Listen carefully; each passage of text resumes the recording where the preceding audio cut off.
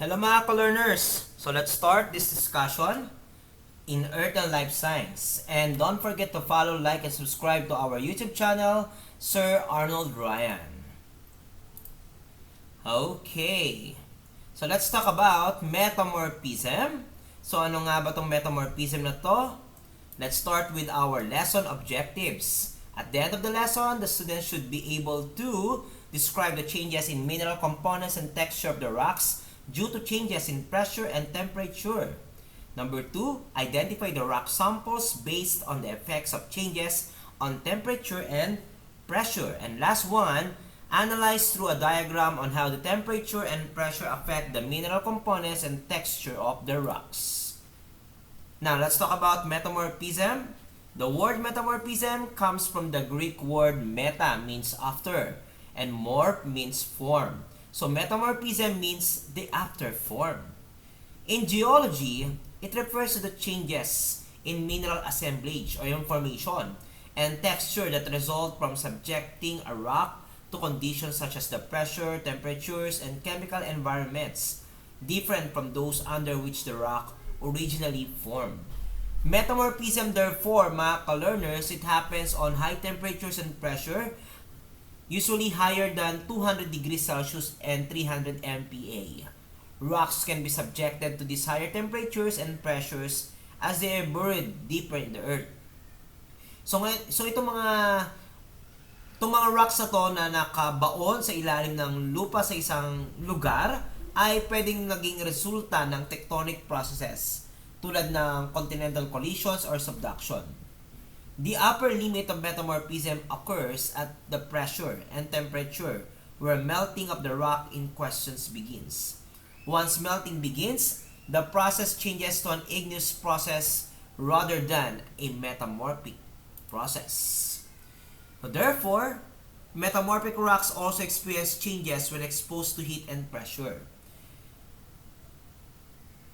You should note also na yung heat and pressure, however, is not enough to melt the rock back into magma. Hindi naman talaga niya ibabalik to.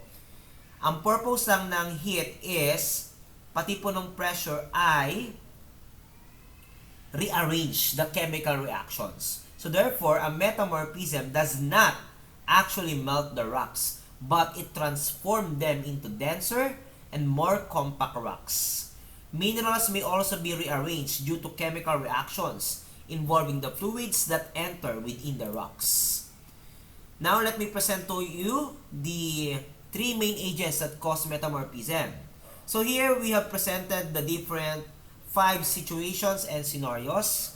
Number 1 is the mineral composition of the parent rock. So, when we say the mineral composition of the parent rock, yung parent rock po yung original na pinanggalingan ng ating mga bato. It exists before metamorphism starts. When a rock is subjected to increased temperatures, certain minerals may become unstable and start to recrystallize into new minerals. Ang nangyayari kasi mga ka-learners, during metamorphism, may mga new minerals na nag-grow within different sizes, shapes, and of course, yung kanilang orientations than those of the original minerals. Yung mga chemical composition na yan ng original rock ay nagbago na rin. And some elements are carried away and other rocks are added by the fluids flowing through the rocks. So ilan sa mga examples natin dyan ay ang limestone na isang pure calcite. So isa siyang metamorphic rock derived from limestone must also be pure calcite. So tingnan nyo po yung picture natin. Yung limestone sedimentary rock yan made of calcium carbonate. Pero nag-change siya to marble into a white stone with a crystalline and sugary appearance consisting pa rin ng calcium carbonate.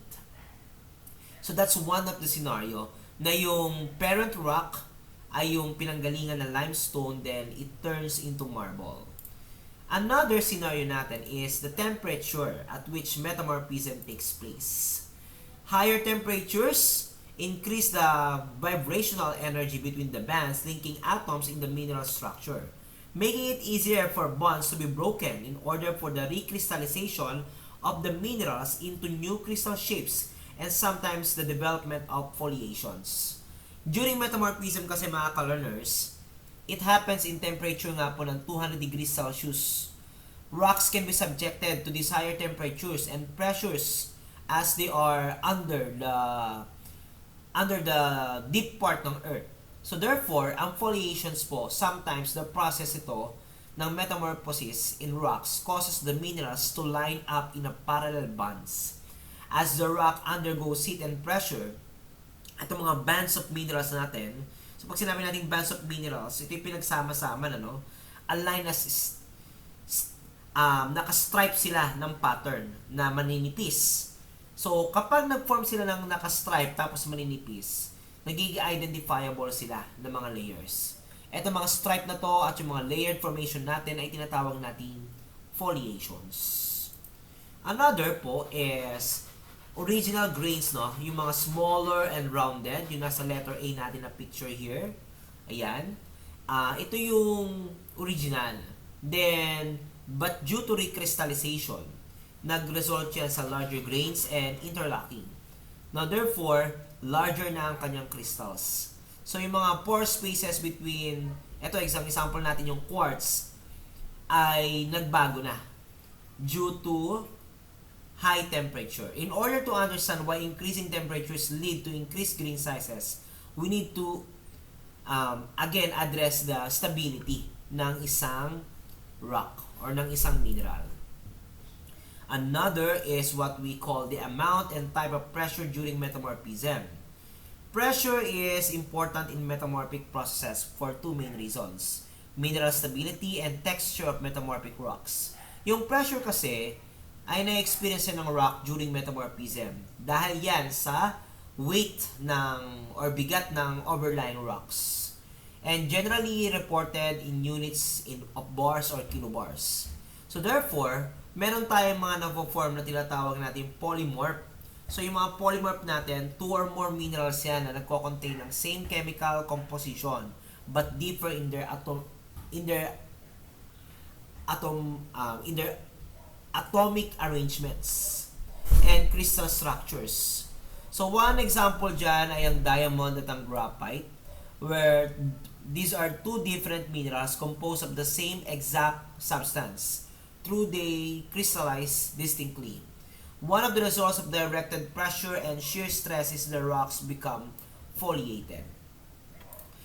To know more about this, eto po, no, tingnan po natin.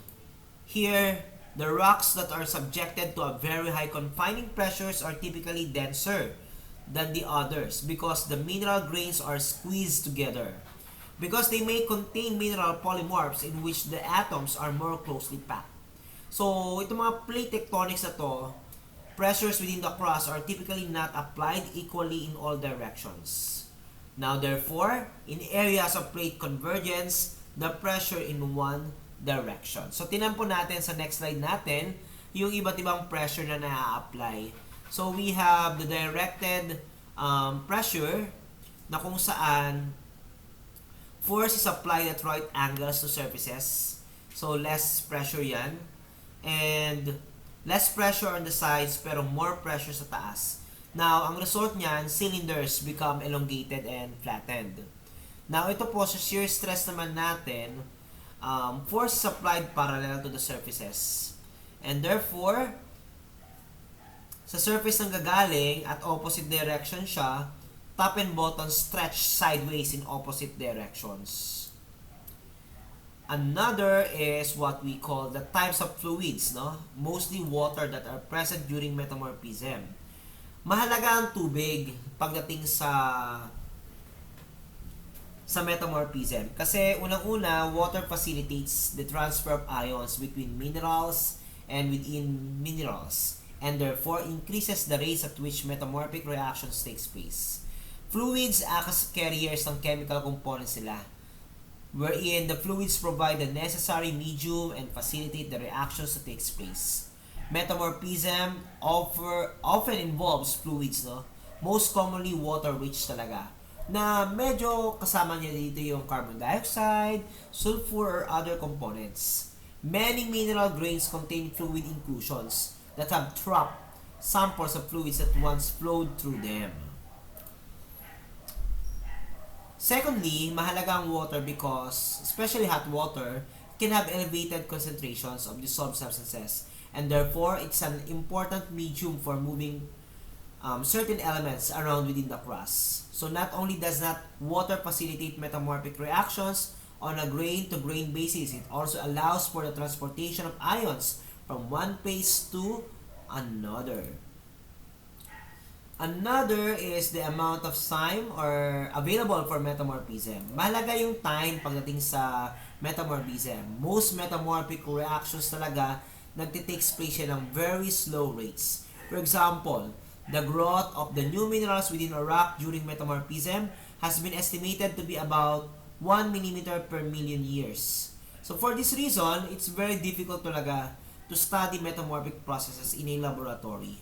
So yung growth ng new minerals within a rock during metamorphism has been estimated to be about 1 millimeter per million years. So napakatagal. So for this reason, it's very difficult to study metamorphic processes talaga.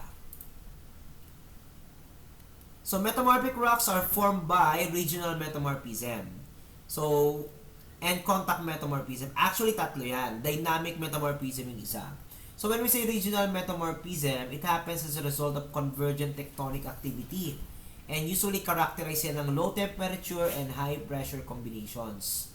So dito, yung metamorphism talaga na-associate siya sa mga orogenic events and over a large area causes metamorphism. Under the regional metamorphic conditions, yung mga zone sequences and structures such as folds are formed. So, yung contact metamorphism naman, usually, it happens under high temperature. Na kung saan,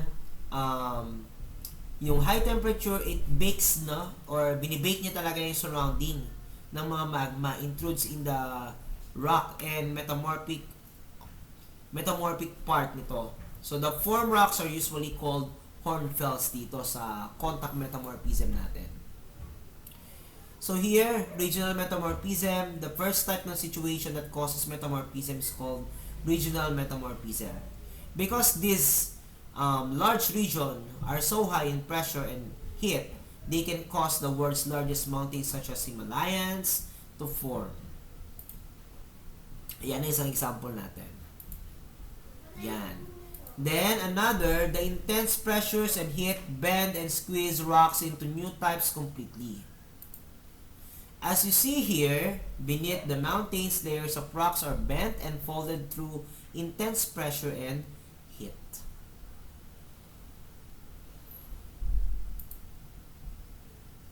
Sa contact metamorphism naman, it happens when magma comes into contact with an existing rock body. When this happens, the temperature of the existing rocks rises and is also infiltrated with the magma fluid. The area affected by magma contact is usually small. Usually, ito ay 1 kilometer lang hanggang 10 kilometers. Ang contact metamorphism, mga ka-learners, it produces rocks like marble, quartzite, and horns that are non-foliated or wala sila halos na cleavages. Contact metamorphism is caused by much lower pressure but high heat. Contact metamorphism happens whenever really hot lava or magma touches other rocks and cook them a bit. So, ang contact metamorphism is like when you burn yourself with something really hot. Then, it changes your properties ng yung skin. Halimbawa, napasok ka. So, ganun lang natin i-represent yung contact metamorphism. On the other hand, this is additional lang, dynamic metamorphism. There is also dynamic metamorphism due to mountain building. Ito ay enormous heat and pressures forces bend, fold, crush, flatten, and shear the rocks. Now let's talk about foliation. A foliation is any sort na curved planar geologic structure in a metamorphic rock but could additionally include sedimentary bedding or magmatic layering. A foliated rock holds a parallel alignment of the certain minerals that are repetitively layered. Furthermore, these rocks are cohesive or ductile sila. True rocks may break apart along the foliation. Foliated rocks are valuable assets because they may provide clues about the history ng geology which are surrounding them. Foliation happens in metamorphism when pressure is high enough in one orientation so as to flatten the parent rock material or to induce the platy minerals to crystallize in an orientation perpendicular to the direction of the highest pressure. Foliation can also develop in a number of ways. Minerals can deform when they are squeezed, become more narrow in one direction and longer in one another. If a rock is both heated and squeezed during metamorphism, and the temperature changes enough for new minerals to form from existing ones, yung mga new minerals can be forced to grow longer perpendicular to the direction. If the original rock has bedding or naka-diagonal lines sa ating picture, foliation may obscure the bedding. Metamorphic rocks are classified as foliated or non-foliated. So ito ay na-present ko na last time dun sa 3 types ng rocks natin. So what are foliated and non-foliated metamorphic rocks? So let's talk about this. When we say foliated, simplihan ko lang, types sila ng metamorphic rocks na may characteristic ng banded or striped ang kanilang patterns, usually. And ito yung mga sample natin, yung slate, no? So, ang slate ay, it forms from the low-grade metamorphism of shale. Then, therefore, ang slate has microscopic clay and mica crystals that have grown perpendicular to the maximum stress direction. So, these are all samples then. Another is impelite, similar to slate but has typically been heated to a higher temperature. Dahil doon, ang mga micas niya have grown larger. They still are not visible as individual crystals, but the larger size leads to a satiny sheen on the surface. So ito yung mga sample niyan. Now let's talk about non-foliated metamorphic rocks. Simplihan ko lang din na mga non-foliated metamorphic rocks, not all parent rocks have platy or elongated minerals. And when these rocks undergo metamorphism, the individual mineral grains do not align. One example is yung marble, is metamorphosed limestone yan. When it forms, the calcite crystals recrystallize and any sedimentary textures and fossils that might have been present are destroyed. So, examples ng sinasabi nating rock. Isa pa example natin is what we call the quartzite. Metamorphosed sandstone yan. Dominated by the quartz, and many cases, the original quartz grains of the sandstones are welded together with additional silica. So, ito yung mga samples niyan. So, to make it brief or easy for all of us, so nakikita naman natin dito sa table natin yung iba't ibang uri ng foliated natin. Due to increasing pressure and temperature, yung shale or igneous rock pwedeng maging gneiss. Also, yung shale pwedeng maging schist. Shale to peelite and shale to slate. Another, yung mga non-foliated naman natin, usually sandstone, yung mga siltstone magiging quartzite yan, limestone to marble, shale or basalt to hornfels, and bituminous coal or anthracite. Yan. So, lahat yan ay changes due to heat and temperature. Alright, that's it mga ka-learners. So, for our activity for today, let me present to all of you. So, here is a chart. Complete the concept map about metamorphism by supplying the missing words and phrases which can be chosen from the words. So, hindi ko na nilagay yung words kasi na-discuss ko naman yan. So, again, I'll give you 3 minutes here. And of course, 3 minutes starts now mga ka-learners. Good luck sa ating lahat.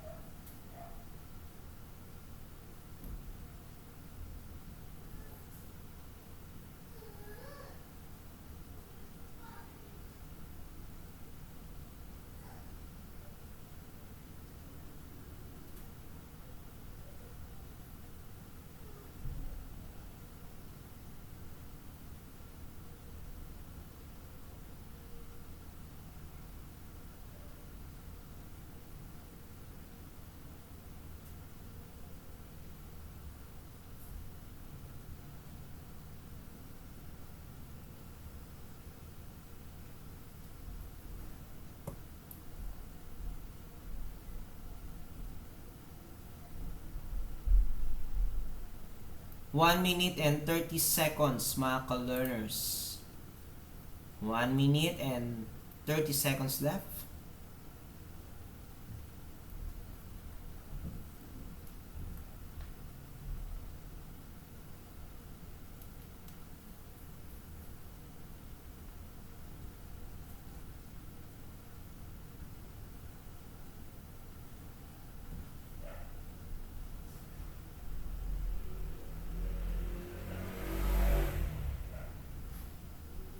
One minute left, mga ka-learners.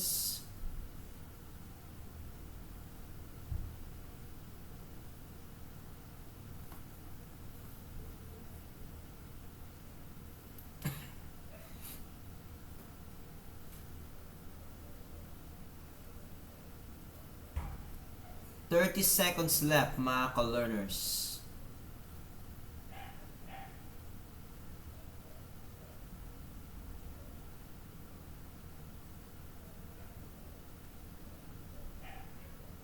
Fifteen seconds left. Kaya niya, mga ka-learners. 10 seconds left.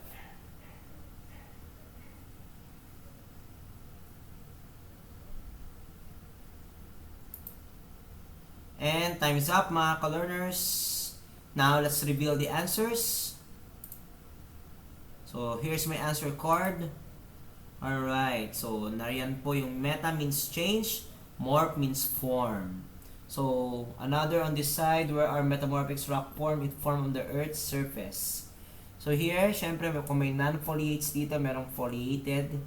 So, it projects lineation or foliation. So, under the non-foliates, it projects layered or bonded appearance. So, mga examples natin are the following. So, yan po, gneiss, slate, quartzite, hornfels, and marble. Alright, for our reference of our presentation, here are the following.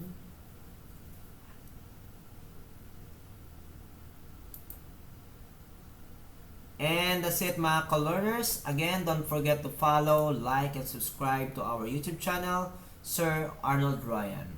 Thank you so much, mga ka-learners.